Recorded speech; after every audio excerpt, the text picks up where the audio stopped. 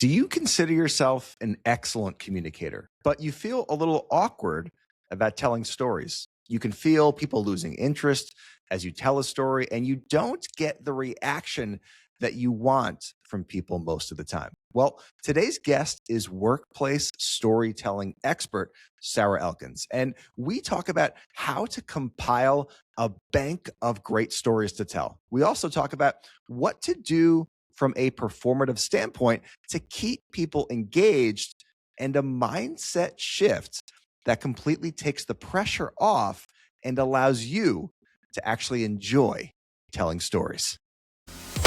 Welcome to The Charismatic Leader, the show that helps you communicate clearly, connect deeply, and influence powerfully. I'm Brett McDermott, and every episode we dive into the science, the skills, and the stories behind what makes certain people magnetic, why some leaders inspire action and others get ignored. It's about communicating in a way that makes people lean in, open up, and feel valued. Because charisma isn't a gift. It's a practice. Sarah Elkins, welcome to the show. Thanks for having me here, Brett. I'm looking forward to this. Yeah, really excited to sit down and chat with you. I've been following your work for a long time, and you know, I think we could kind of start with one of my favorite quotes of yours is, you know, it's not the stories themselves that define us; it's how we tell them. And I'm curious, how did you initially come to that insight? That's such a good question. It was when I was working with a public speaking coaching client, and she had been diagnosed with MS. Okay. And she had been a speaker for years, but her question for me was, should I even talk about my diagnosis? And I said, well, tell me about it. And she started talking about the moment she was diagnosed, how she approached it, what she's doing, how she's managing it. And I said, you know, what I'm hearing from you isn't your diagnosis. What I'm hearing is your resilience, your grit, your persistence from the stories you're telling me. So it's not about your diagnosis, it's about how you talk about it. And she got really quiet. And I started thinking, oh, that works for pretty much everything. For sure.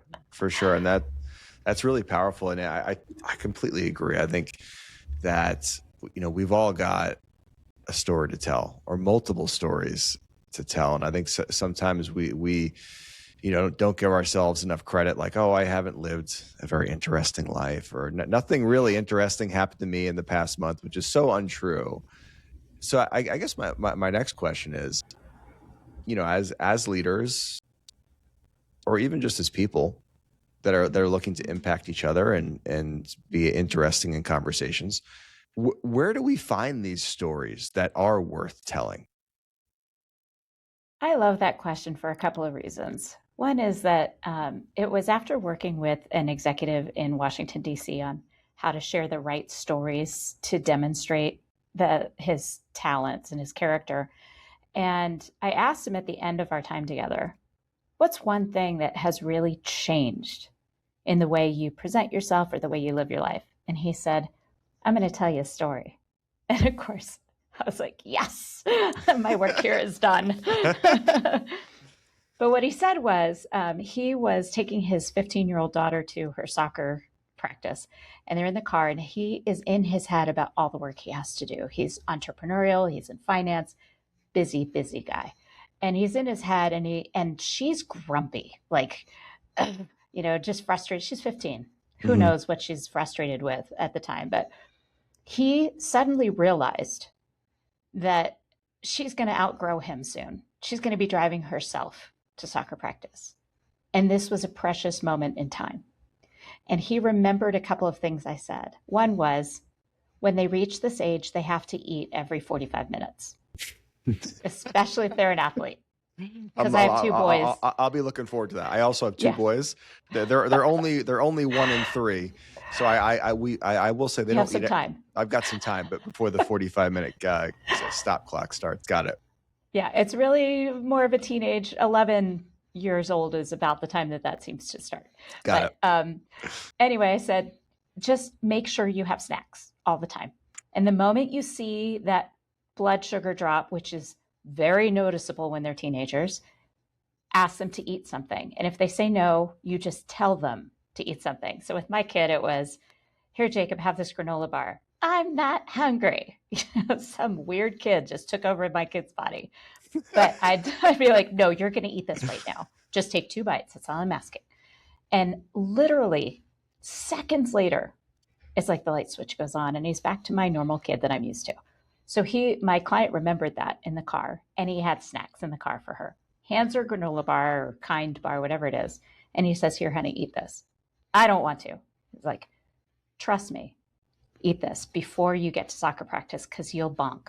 You won't be able to practice. Mm-hmm. So she eats it, and seconds later, she's back to her normal, happy self. First thing he remembered. Second thing he remembered was that every interaction like this is an opportunity for a story as a leader. What he told me was that his work with me reminded him of all the everyday stories that are far more approachable and demonstrate far more about who he is than some big I almost died story or Right. the time that I saved my business through this one action story. People can't always relate to that, but they can relate to that moment in the car. Sure. Yeah, I hear you there. And I guess from like a practical standpoint, if we're in a leadership position and we want to start accumulating these stories that we can tell to our people, to our teams, or even, to our families and our friends, should we have like a note in our phone where we're compiling stories and kind of like so we can remember what these are? Like, is that like a practical way to do this? I have 2 options with my clients. One is to do something like that. I actually have a spreadsheet, Excel spreadsheet. There are some people that's where they do their best thinking. Sure. Is just to jot down a few ideas, a phrase, a reminder. And I actually have categories in the spreadsheet so that if you know that in certain circumstances you want to demonstrate your empathetic response to things, mm-hmm. what stories fit in that category? If you want to demonstrate your expertise in corporate finance or institutional change management, list that as a category. And then every time you have some client experience, an aha moment, you add a few phrases into that category so that you have stories that you're collecting. I call it a story portfolio. I love that. So kind of categorize it within a spreadsheet, and then on a daily or weekly basis, add stories to that spreadsheet. Mm-hmm. It's like a story bank that you can draw from. Exactly. So that's one option. Yeah. Just one more option, because some people, that's not how their brain works. It doesn't work for them. I'm a StrengthsFinder coach, so you're into definitely, it. I am. I'm into finding. I can tell. I can tell that you're a spreadsheet person. I can tell. I can tell right off the bat. Like you enjoy a nice organized spreadsheet. Everything is in the correct column. I believe me. I respect it. I wish I was that. I wish I was that person. I have a feeling I'm going to be more like person number 2 that you're about to describe. Okay, great. Whatever works for you. I think the reason I like the spreadsheet is because I don't have to be consistent about it. Right. I have the framework. And I could just get in there when I get in there. Sure. I don't have a routine bone in my body. Every day is different for me. Love it. Which some of my friends, like as a StrengthsFinder coach, I recognize their talents are very different from mine. Some of my friends are like, how do you get anything done if you don't have a schedule like that? I mean, how do you do that without routine and goals? Well, you're like, it's all up here in my mind, yeah. or it's in my spreadsheet, one or the other. This is just how I work. Yeah. Anyway, so the other answer to your question, if you are not a spreadsheet person, or if that's just not how you would refer to it later, you have to have a tool that works for you. I really love a good satisfaction journal. Okay. And what I do for some of my clients is I give them a notebook, and I say every night for the next 2 weeks, write down 2 things during your day that you found really satisfying. It's best to have one from work and one from home, but just 2 things. And some days it's really hard. Sure. Sometimes you just have to really look for something, but do it every day for at least 2 weeks. And that ends up being a collection of great stories. The reason 2 things that really satisfied you. Yeah, I'll give you an example.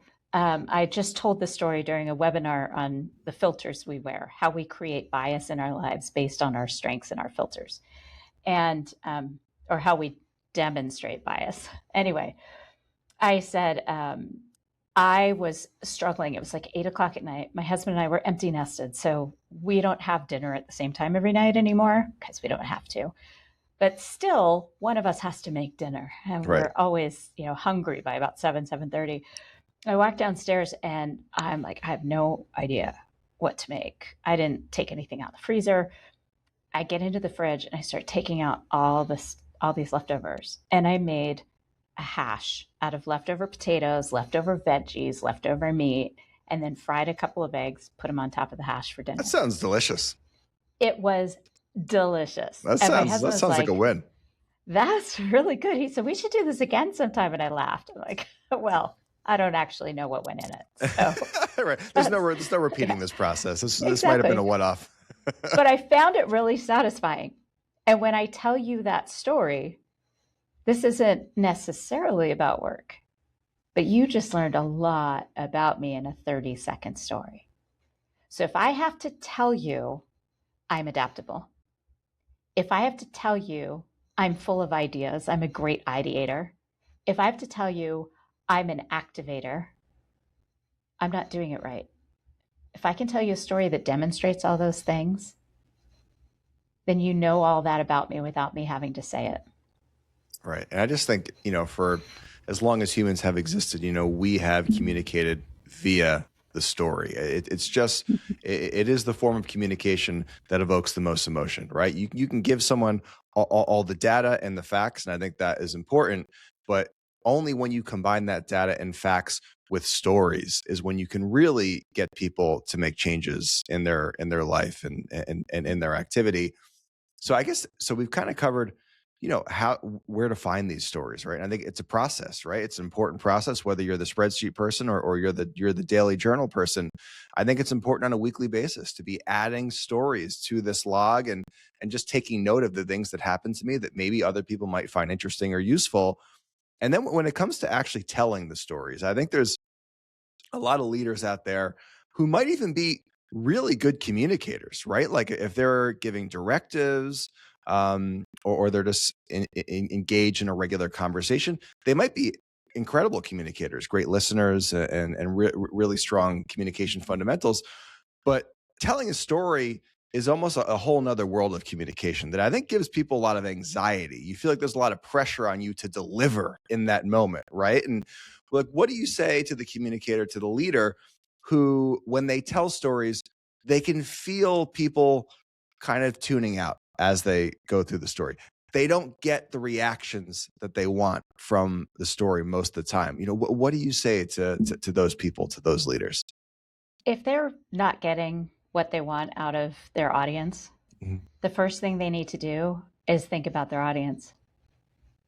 Like in that case, if you're talking to a bunch of women and you're talking about something very male oriented, a frustration you have with women, for instance, not going to land well.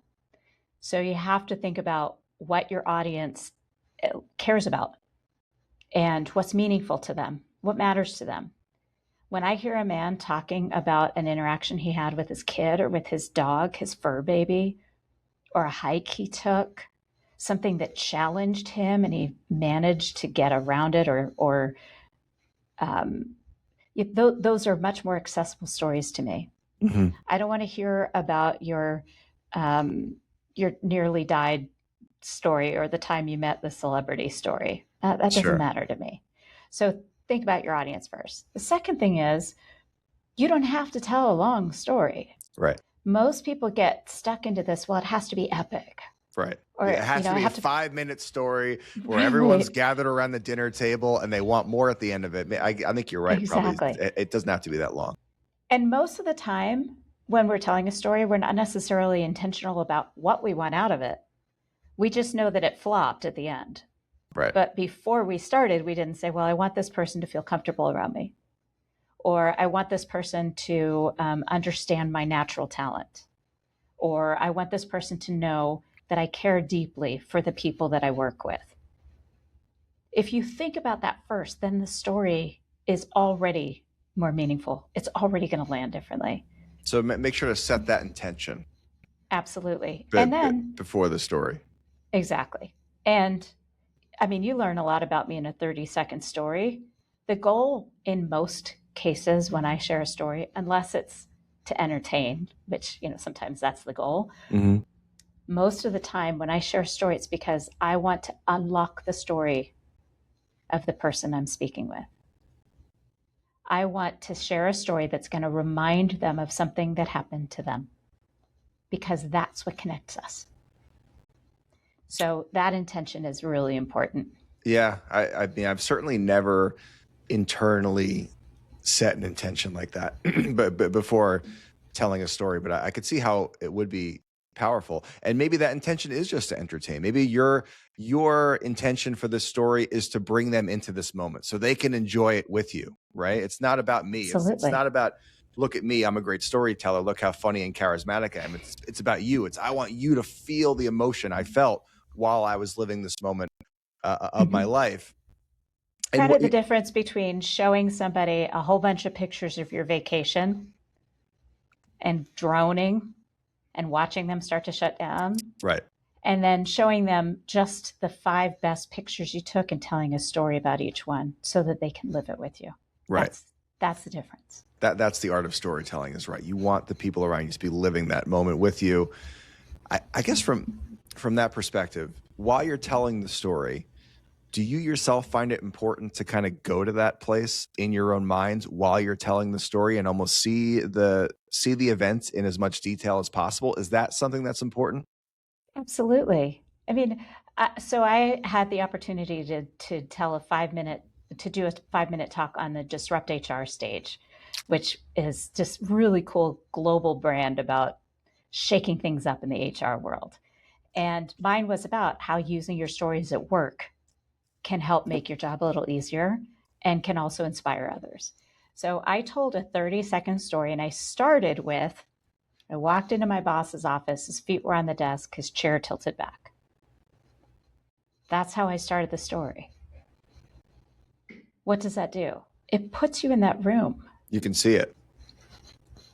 If you can start your story with just a very brief description, I was in the car with my daughter taking her to soccer practice. Right. You got to kind of paint that picture for the story so they can envision the world that you're taking them to. Exactly. I think so many people don't do that, right? They cut straight to the action, the activity, the what actually happened without painting the picture of where it happens. The other aspect of that is that when you do that, you put yourself there as well. Right.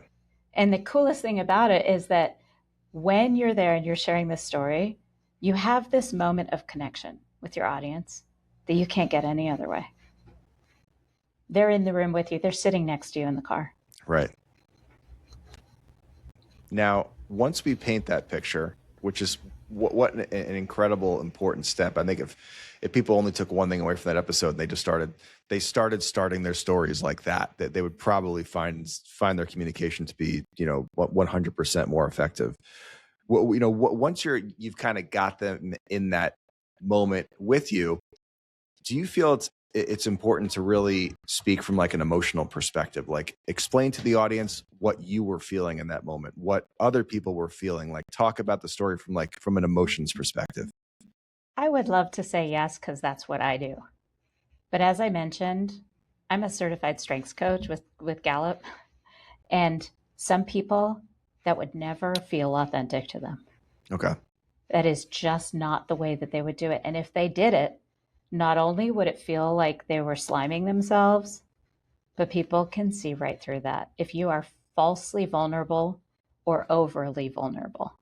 So what I would recommend is share a story that matters to you, and it'll come across. You don't have to, if you have to tell people this was an emotional moment for you, you're not telling the story very well. You shouldn't have to tell them the moral of the story.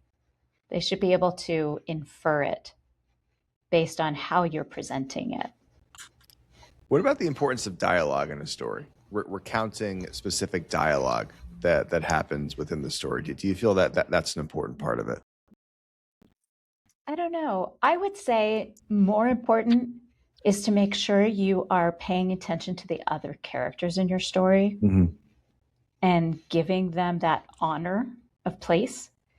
It's really easy to either dismiss the other characters in the story. Oh, I did this and I did that, without acknowledging the supporting roles. Even if it's somebody who you did it to spite, that's Right. still a character in your story. Sometimes, so I hike pretty much every day on a mountain near my home. I live in Montana. Nice. And I literally live 2 blocks away from a huge trail system in the mountains. I'm jealous. And that sounds thank you. amazing. The way that I just described that makes the mountain a character in my story. So I think it's more important that way, and to avoid creating a victim and a villain in your story. Okay. Because we are all complicated. We're all the victim and the villain in our stories. So when we vilify somebody, that doesn't make us look good. As an example, early in my career, I was the director of sales at a hotel, and my boss was really abusive. I had a really hard time in this job. And I remember my husband and I were standing with a group of our friends in a beer garden with live music in town. It's like the every Wednesday thing for about 6 or 7 weeks here in our little town in Montana. And I started telling a story about my boss that was true and hilarious, but also made him look bad. It wasn't nice. And as we walked away, my husband said, "You know, Sarah, that doesn't make you look good." And I said, "What? It's true." And I felt myself get defensive. And he's like, "Yeah, it's true." And that was it. And it took me a little while to calm myself down and Sure. not be defensive about it and take it for exactly what it was, which is, you're better than that. I know you, and I know you. That is not part of who you are. Sure. To be cruel. Yeah. To talk behind someone's back like that. You're better than that. That's what he was saying. And I think we all fall into that trap occasionally, right? As human beings, especially like if it's a group thing, right? And like everyone's getting a little chirpy about someone behind their back, and it feels good for a moment to jump in there and say something a little negative about them because the rest of the group is, but it only feels good for a moment. And then it doesn't feel so good. And I truly believe that when we put that negative energy out there, and certainly we've all done it, in some way, shape, or fashion, it comes back to us. Exactly. And we're only hurting ourselves by putting that negativity out there. But as human beings, we've all fallen victim to that. But I do think that it's important to have that awareness, like you did of yourself, and kind of realize in those moments that there is true strength in not participating in that. And if other people are doing it, fine, let them do it. Doesn't mean you have to jump in and start defending the person. Maybe you do if you want to, but there is true strength in not jumping in and talking behind somebody's back. And I will say that the people in my life that I know that I've literally like never heard talk badly, and there's only probably 1 or 2 friends of mine that I've never heard talk badly about someone behind their back. They are friends that I trust, like unbelievably so, 100%, because I also believe they're not talking about me. Exactly. And there's magic in distraction.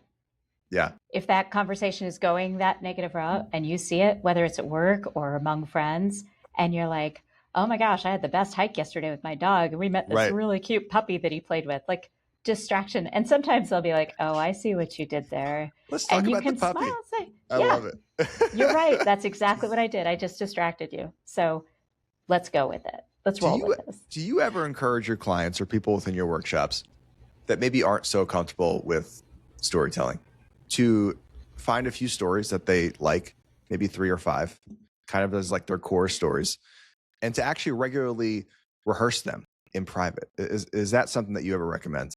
Oh, yes. And the other thing I recommend, I have them practice with me so I can give them feedback so that we can fine tune it. And it's never so practiced that it doesn't feel right, because we're talking about stories that are meaningful. Right.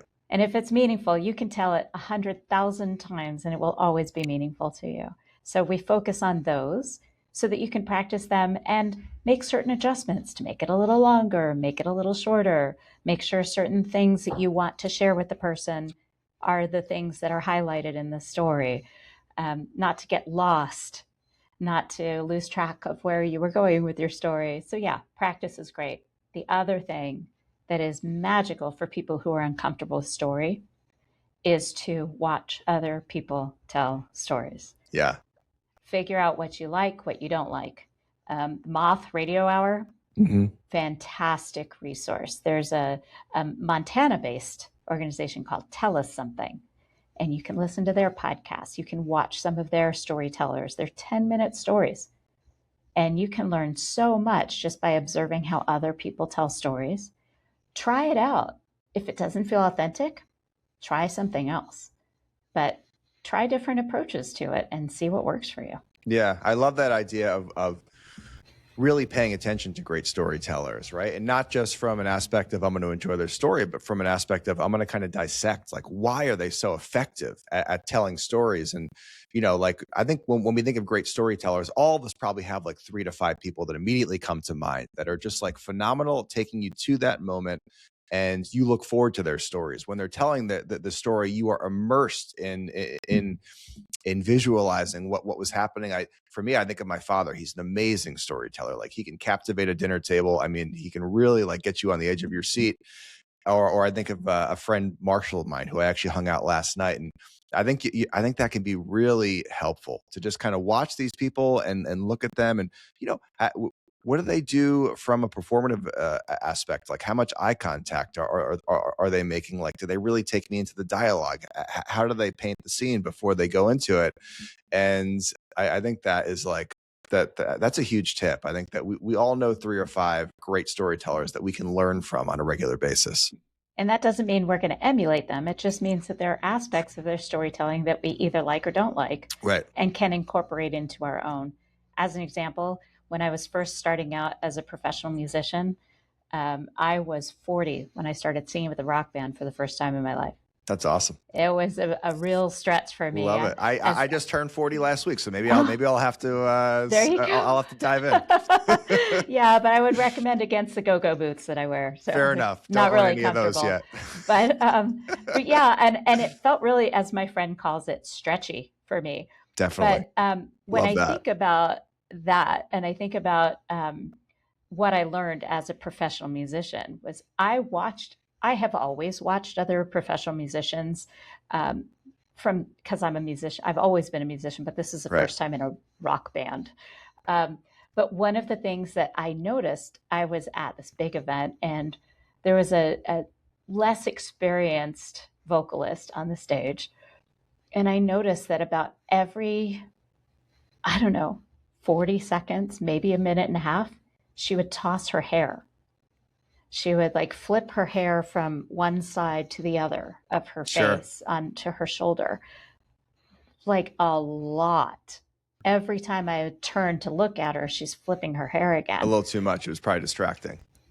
That's exactly the problem. It's not that flipping your hair is such a bad thing, and sometimes it can be kind of an interesting, sexy look to put your hand through your hair. Oh, for sure. But you can probably overdo it too from like a performative aspect. Exactly. And that is the thing to really pay attention to. Record yourself on video.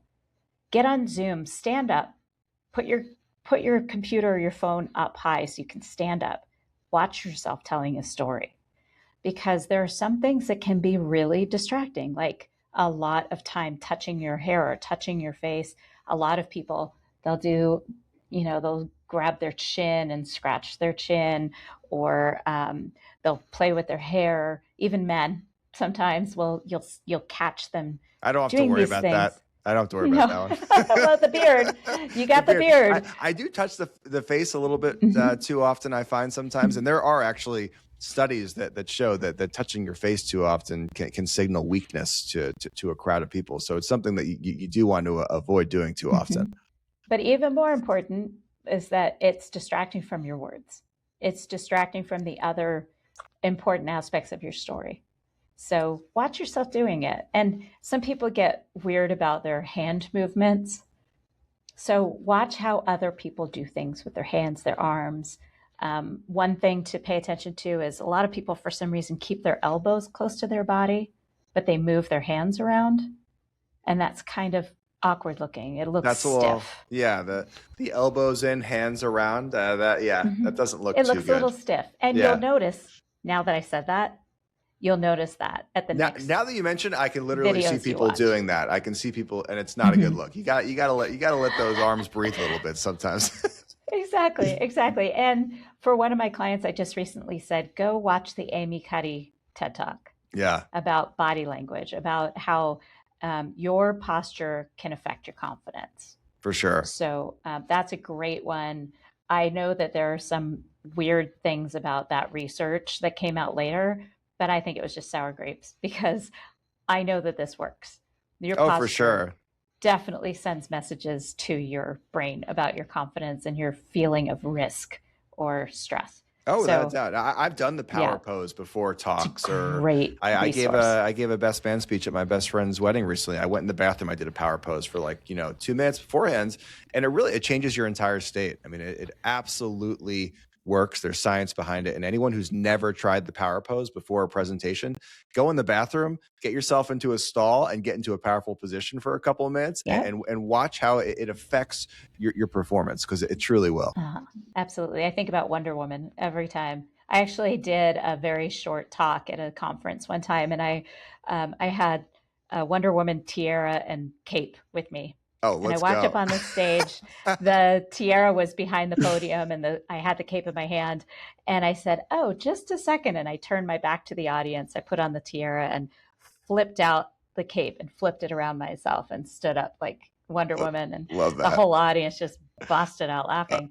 But it does, and that was such a good visual that people 2-3 years later were like, "Oh, you were the one that wore that Wonder Woman cape." Love it. Talk about taking risks, right? Because that's the sort of thing that you have to nail. You have to be very confident when you take the Wonder Woman outfit out to begin a talk.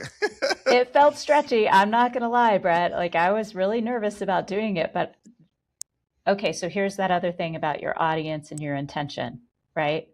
If you start thinking about your audience and what you want them to get out of this and what they need from you, so you're coming at it from a servant leadership posture, then it takes some of that stress and anxiety away. The fear starts to dissipate because it's not about you.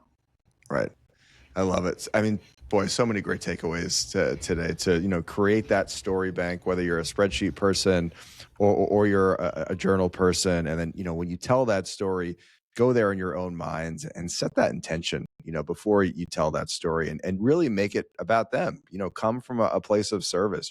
You're trying to take someone with you into a moment. Sarah, thank you for being with us today. This was a lot of fun.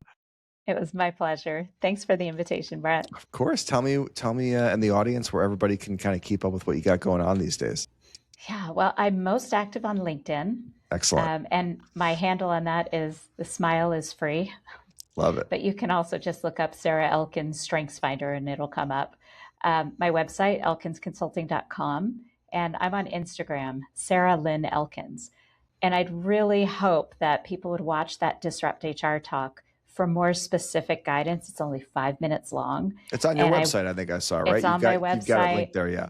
It's everywhere on my stuff. And I ask that because it gives very specific structure to the story, starting with the description, getting into the obstacle, the action you took, the result. So it walks you through in a very quick structure how to tell a story. Everyone, be sure to check out that video today. And Sarah, thank you for being with us. And Charismatic Nation, thank you for joining us. As always, until next week, get out there, speak powerfully, listen deeply, and we'll see you on the next one. Thanks for listening to The Charismatic Leader. If today's episode helped you lead with more confidence and connection, share it with someone who needs it. And make sure to follow the show so you never miss an episode. I'll see you next time.